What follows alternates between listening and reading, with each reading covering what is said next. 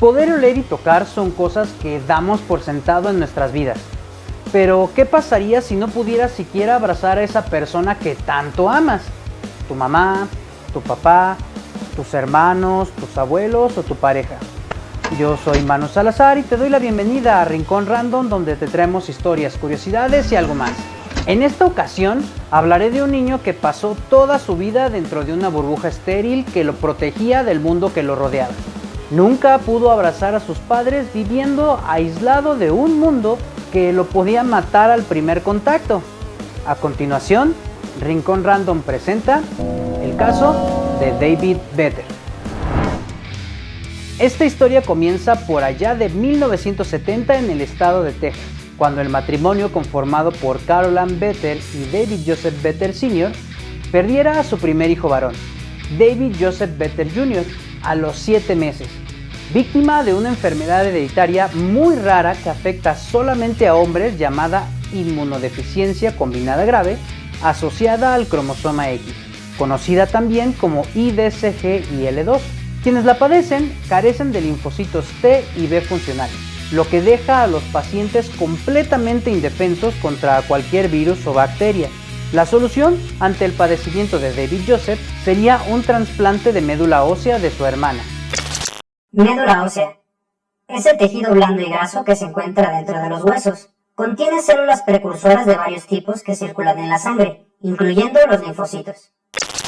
Quien era una donante perfecta, pero él, tristemente, perdió la vida a causa de una infección. Sería derivado de esta pérdida que el matrimonio descubrió que la madre era portadora de una mutación en uno de sus cromosomas X asociado con la IDCG.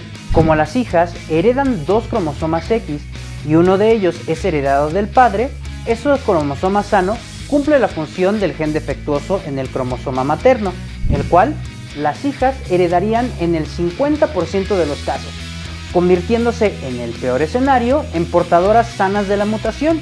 En el caso de los hombres, sin embargo, el único cromosoma X que tenemos lo heredamos de nuestras madres, y la madre de David era portadora de la mutación en uno de sus 2 cromosomas X, por lo que los hijos varones del matrimonio Vetter tenían un 50% de probabilidades de heredar el cromosoma X con esta mutación. El segundo hijo lo heredó y sería la causa por la que fallecería a los 7 meses. Sus creencias religiosas sobre tener los hijos que Dios les mandara se contraponía con el riesgo que implicaba tener más hijos. Ellos ya tenían una hija, Catherine. Si tuvieran otra hija, esta no tendría problemas. En cambio, si fuera niño, tendría un 50% de probabilidades de padecer IDCG. Para aquel entonces, un médico inmunólogo de nombre Raphael Wilson llegó al Hospital Infantil de Texas con la propuesta de retrasar la aparición de la infección el tiempo suficiente para organizar el tratamiento. Para lograr esto, debía mantener a los recién nacidos aislados en una burbuja de plástico estéril. Los Vetter decidieron arriesgarse con un nuevo embarazo. Wilson had developed his theory working with immune-deficient mice. As long as the babies were kept germ-free from birth, a matched bone marrow transplant could repair the immune system.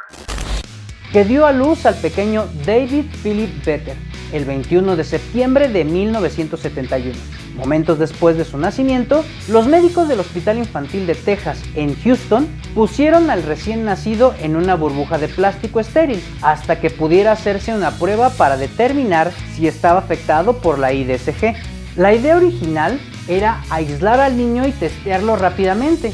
Si daba positivo, se realizaría un trasplante de médula ósea usando como donante a su hermana, pero lamentablemente después de que se confirmó el diagnóstico, el Dr. Wilson se dio cuenta de que la hermana de David no era un donante compatible del trasplante, por lo que el aislamiento, que sería una medida provisional, se convirtió en el único tratamiento para la enfermedad de David. La burbuja de plástico era ahora su hogar permanente. Este plot twist provocó un dilema médico sin precedentes, porque ningún niño había sido criado intencionalmente desde su nacimiento de forma aislada y no había forma de conocer los efectos de todo esto. Y por otro lado, sacar a David de su burbuja lo mataría. David era un sujeto de pruebas y paciente al mismo tiempo. Lo peor es que el límite entre estas dos cosas se volvió muy borroso. A pesar de los esfuerzos, ninguna de las investigaciones dio fruto, y a medida que los meses se convirtieron en años, el desarrollo físico de David siguió su camino, pero su concepto del mundo se distorsionó cada vez más. Según Mary Murphy, una psicóloga infantil que trabajó con David por 7 años, publicó un libro sobre su experiencia cuidando al niño. Había muchas cosas que David no entendía, como el concepto del viento. A los 5 años, la NASA diseñó un traje para que David pudiera explorar el mundo fuera del hospital por unas horas. Tristemente, este traje se usó un total de 7 veces, por 2 motivos. El primero era que David estaba temeroso de que los gérmenes que vivían en el mundo exterior pudieran entrar a través del traje. La otra fue que el niño creció muy rápido y la NASA no entregó algún otro traje o hizo ajustes al original. Ya para 1978, a la edad de 7 años, empezó a tener episodios de ansiedad y depresión en su reclusión. A pesar de enfrentar su situación con ánimo y valentía, su desesperanza se volvía cada vez más evidente. No podía decir que era infeliz, pero indudablemente su comportamiento manifestaba que lo era. Según las palabras de la psicóloga Mary Murphy, una tarde, mientras estaba sentado en su cámara de aislamiento de plástico en el 3er piso del Hospital Infantil de Texas, donde a través de una ventana podía ver un mundo que no podía tocar y en el que no podía participar, David preguntaba: ¿por qué estoy tan enojado todo el tiempo? Todo lo que hago depende de lo que otra persona decida que yo haga. ¿Por qué me hiciste aprender a leer? ¿Qué gano yo con eso? Nunca podré hacer nada de todos modos. Entonces, ¿por qué? La psicóloga no supo qué responder. I have shared the preliminary findings with the Vedders, that David has extraordinary fears and anxieties. My recommendation to Mr. and Mrs. Vedder was that David be removed from the isolator system. The Vedders appeared to be shaken by this discussion. En 1981, a los 10 años, David fue enviado a casa en una burbuja especialmente diseñada para que pudiera recibir todos los cuidados fuera del hospital. Pero el hecho de que ahora David fuera cada vez más consciente de su situación no hacía otra cosa que empeorar el estado de ánimo del pequeño.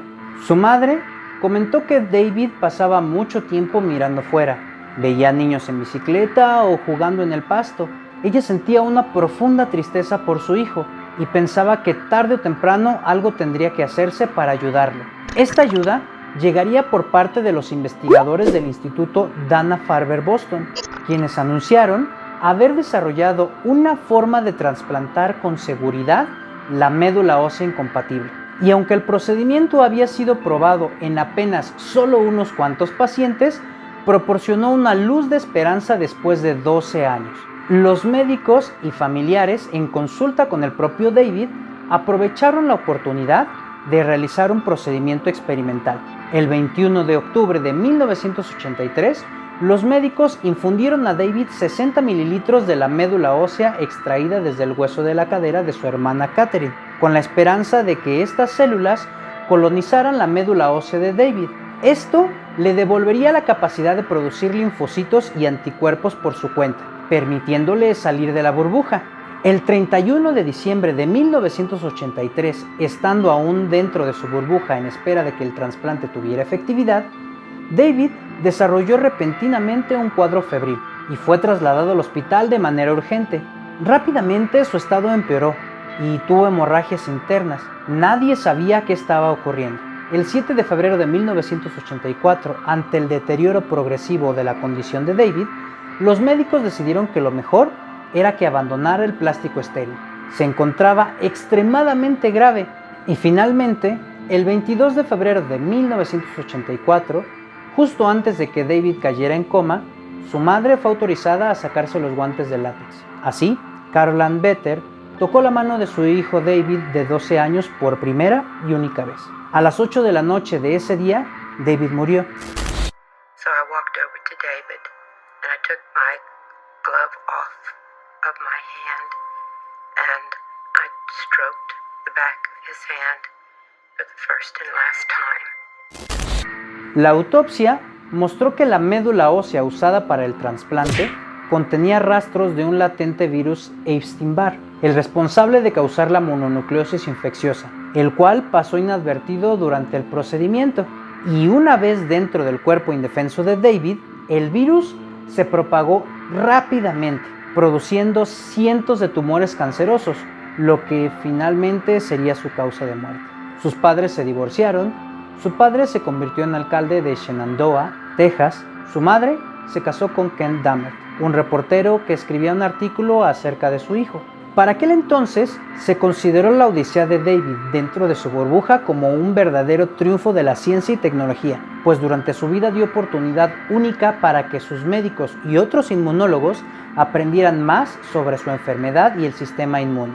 Gracias principalmente a los esfuerzos de Wilson, los inmunólogos aprendieron cómo la inmunodeficiencia combinada grave suprime el sistema inmunitario. Los hematólogos aprendieron sobre las propiedades de la sangre libre de gérmenes y los psicólogos sobre la respuesta humana al aislamiento físico. Aunque para otros, sin embargo, fue un experimento extraño que ejemplificó la arrogancia médica. Con el paso del tiempo, los cuestionamientos éticos del manejo del caso se manifestaron progresivamente. Esta polémica comenzó mientras David aún vivía y se acentuó después de su muerte. Uno de los médicos que vio a David confesó que era como ver a un niño en un tubo de ensayo, un ratón de laboratorio humano. El nombre de David Vetter ha sido lentamente olvidado, pero millones de personas lo conocen hoy como The Bubble Boy, el niño de la burbuja, que consiguió hacerse un espacio en la cultura pop gracias a la canción de Paul Simon, The Boy in the Bubble. He's a bubble boy. A bubble boy? Yes, a bubble boy. What's a bubble boy? He lives in a bubble. Existe una película de John Travolta inspirada en su vida. Su caso ha sido referenciado en series como Seinfeld, Los Simpson, Batman Beyond o The Good Doctor. La historia del niño en la burbuja, también conocido como el niño del $1.000.000, es una de esas historias que en la superficie parece romántica y heroica, pero que al escarbar en ella cambia a una que es dramática y despiadada. Fue la primera vez que pasó algo así. También debería ser la última. La historia de David nos deja valiosas lecciones con respecto a los límites de la medicina, que no solo son técnicos, sino que también tienen aristas éticas. ¿Y bien? ¿Qué te pareció esta historia? ¿Crees que la vida de David fue un acto heroico o crees que la medicina llegó demasiado lejos? Me interesa mucho leer tu opinión abajo en la caja de comentarios. Y recuerda que si crees que has pasado mucho tiempo encerrada o encerrado, podría ser peor. Por cierto, mando saludos para la alcachofa ugandiana, el mueble moderno, Espacio Animal y Jennifer Rollins por comentar el video anterior. Gracias por quedarte hasta el final de este video. No olvides seguirnos en nuestras redes sociales. También puedes dejar abajo alguna sugerencia para algún tema que te gustaría que investiguemos. Si el video te gustó y quieres ver más contenido como este, no olvides presionar el botón de like, suscribirte, activar la campana y compartir este video con tus amigos. Nos vemos en la próxima. Te recuerdo que esto fue Rincón Random. Adiós.